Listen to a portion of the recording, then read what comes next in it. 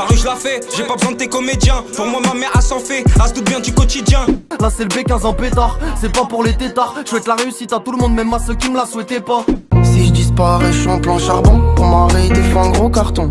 Ou une fendue que je sais qui fasse la taille de mon salon. Fico bip bip, ouais ça vient de commencer.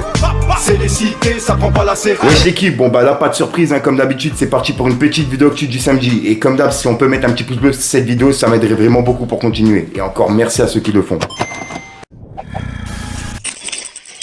Bah l'équipe, pour commencer cette petite actualité du samedi, on va parler de Xzibit qui a annoncé justement le retour de l'émission Pit My Ride pour le 9 mai sur MTV.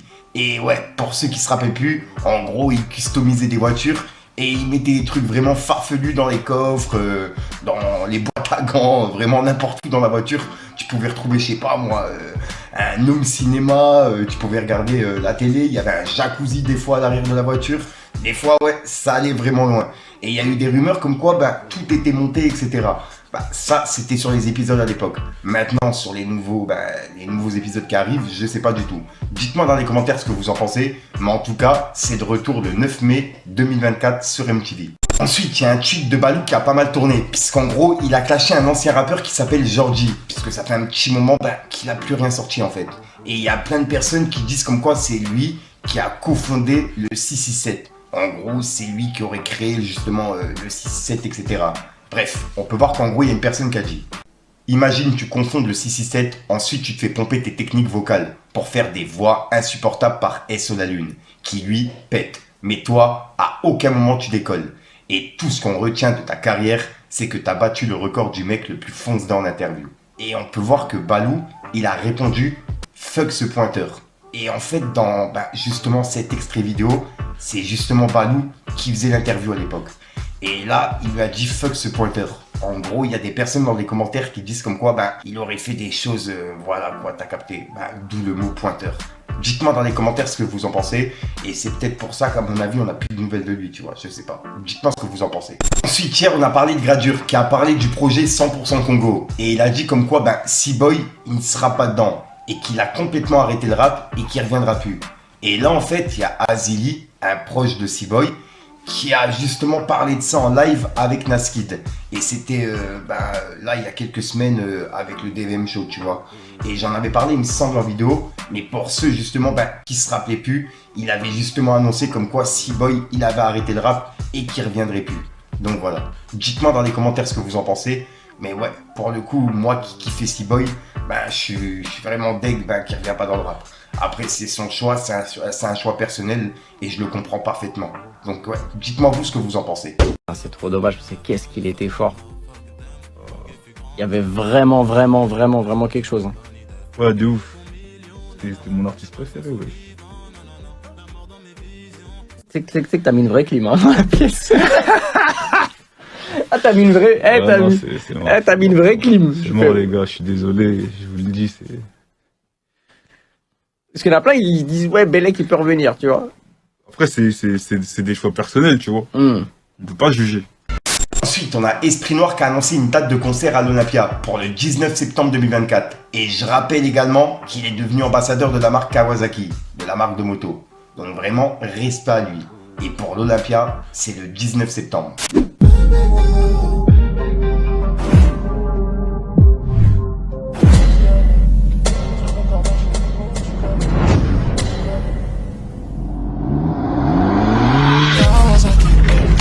Chevaux sous la Kawasaki. Y'a la petite qui m'appelle.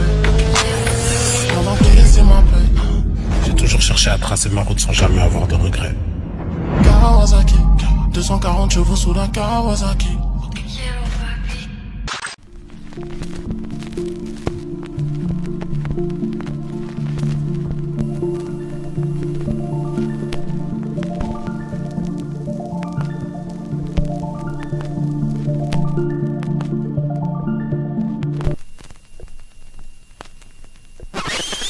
Ensuite, on a Medine qui a laissé un message par rapport à la cérémonie des flammes. Puisque je rappelle que Medine, il a été sur scène et il a chanté le son Gaza Soccer Beach, qui est sorti en 2014.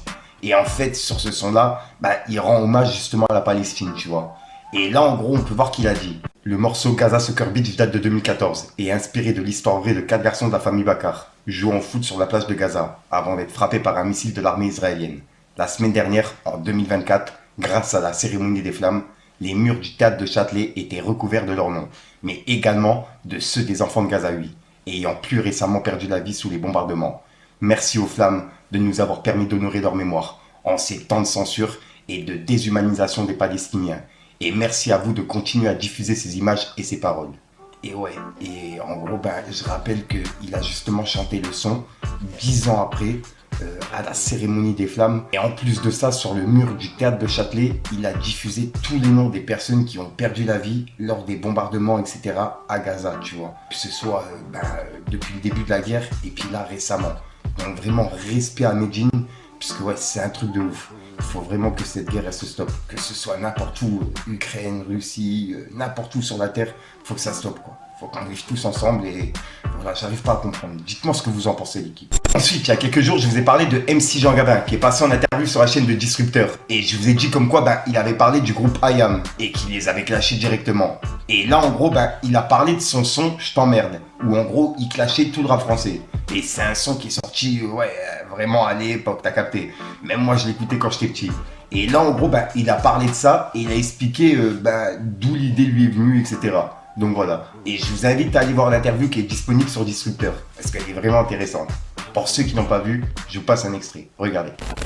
À l'époque, si tu veux, aujourd'hui, on est dans un monde où tout le monde se clash, ça clash par morceaux interposés ou par Twitter interposé. Toi, tu es un des premiers, en fait, à avoir initié le mouvement du clash et tu as clashé tout le rap game. Ouais. C'est quoi l'état d'esprit quand tu le fais? Tu le fais en gaulerie ou tu le fais parce que tu es vraiment en bif contre tout le milieu? Non, moi, j'ai pas de bif. Moi, je le fais parce que ça me casse d'écouter la radio et d'entendre les mêmes mecs qui me font chier depuis 2 piges. Tu vois ce que je veux dire? Où je vois que des imitations, de dire what the fuck. Et après, je me suis dit, tu veux faire quelque chose, alors fais quelque chose de culotté. Mais réellement de culotté. Et fais quelque chose où, quand tu vas parler dedans, tu vas pas insulter. Tu vas dire des choses point par point. Prenez-le et sachez-le, j'ai pas de haine envers vous, j'en ai rien à foutre. Mais je dis, je vais taper sur tout le monde, sur tout ce qui est soi-disant numéro 1 quelque part. Clac, clac, clac, clac, clac, clac. L'objectif, c'était d'abattre les têtes d'affiche, quoi. C'était même pas d'abattre. L'objectif, c'était de leur dire, salut les mecs, il y a quand même des gens qui vous écoutent. Et putain, vous faites chier au bout d'un moment. Voilà, de toujours faire la morale à un tel, faire la morale. Avant, c'était ça, c'était le rap moraleux. Là, aujourd'hui, c'est tout l'inverse. Là, avant, c'était le rap conscient. Là, aujourd'hui, c'est le rap inconscient ou ce qu'ils veulent. Et voilà. Et la plupart des queumés, le rap d'avant, t'as beaucoup de mecs qui étaient à l'université, hein, un paquet, hein, qui étaient. C'est pour ça que je dis, moi, à un moment, je captais pas. Qu'est-ce que vous foutez là-dedans? Solar et consorts. Non, j'ai dit, qu'est-ce que vous foutez là-dedans? Écoute, en tout cas, pour moi, c'est un peu l'origine de ce qui se passe aujourd'hui. Ouais. Qu'est-ce que ça te fait, du coup, quand tu vois, justement, les clashs actuels? Aujourd'hui, quand tu vois les mecs se clasher. On n'est pas dans le même truc, puisque j'ai toujours dit, j'ai balancé un morceau, et ils ont tous plongé dans la piscine. Ouais, je m'en branle. Et si j'ai initié, je le savais. Je savais exactement ce qui allait arriver derrière. Tout ce qui vient derrière, je savais exactement ce qui allait arriver. Là, tout le monde se clash. Sur réseau, en morceaux, en studio, partout, ça se clash de tous les côtés. C'est parce que c'est la formule qui marche. C'est ce que les gens veulent voir, ce que les gens veulent entendre. Là, maintenant, c'est la formule. Ça a toujours été la formule qui marche. De ce truc-là, si tu regardes bien, je te mets un mec là, ça n'a rien à voir. Antoine, il est arrivé comment? Ma mère m'a dit oh yeah. Le premier qui taille, c'est Johnny Hallyday. Et Johnny, considéré comme un rocker, c'est comme si tu prends une TM ou je sais pas quoi là-bas mes couilles. Et l'autre, c'est du genre, je fume des clubs, je m'en branle. Et le mec, il leur fait. Le mec, il dit quoi? Si je fais pas ça, vous me laissez pas rentrer. Moi, je vais le faire. Tout en sachant que vous voulez pas me laisser rentrer, je vais rentrer quand même. Et à tout le monde leur a dit, je vais faire le morceau, rien à foutre. Parce que l'arabe, je m'en foutais. Moi, je suis ricain. Donc quand tu mets, moi, LTM, ce que tu veux, IAM, tout ça, pour moi, ça rentre même pas dans mon oreille, ça me parle même pas. Parce que c'est que des problèmes de cité. La cité, j'ai fait que travailler dedans. J'ai jamais habité en cité. Il y a que maintenant j'habite en cité. J'ai toujours travaillé dans une cité. Je me suis jamais... Tu chies pas où tu manges. C'est ça leur problème à eux tous. Ils chient où ils mangent. Alex Goldman.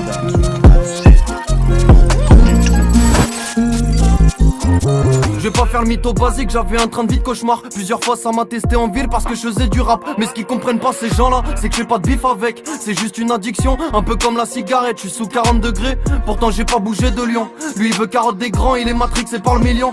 Ça baisse tout, c'est la cata, on s'arrête pas pour nada. Passe en bas dans les hauteurs, j'ai des clics des promoteurs. T'inquiète, j'en connais des têtes, tu les croises pas en gros moteur. À part pour des remontées, tu parles trop, j't'ai remonté. Ça t'a pris toutes tes affaires, ouais sur un coup monté. Dans la ville, fais la mala, on n'a pas le temps de se montrer. Voilà l'équipe, c'est tout pour cette petite vidéo actu de midi, puisqu'en gros, il y a une vidéo qui arrive ce soir, normalement à 23h45, ça fera 2 vidéos pour la journée, tu vois. Dites-moi dans les commentaires ce que vous en avez pensé. Je te dis à sort pour une nouvelle micro-sorte, une nouvelle vidéo et une nouvelle excuse. Ouais. J'ai encore une fois plus d'air, mais bon, c'est passé. Peace les gang.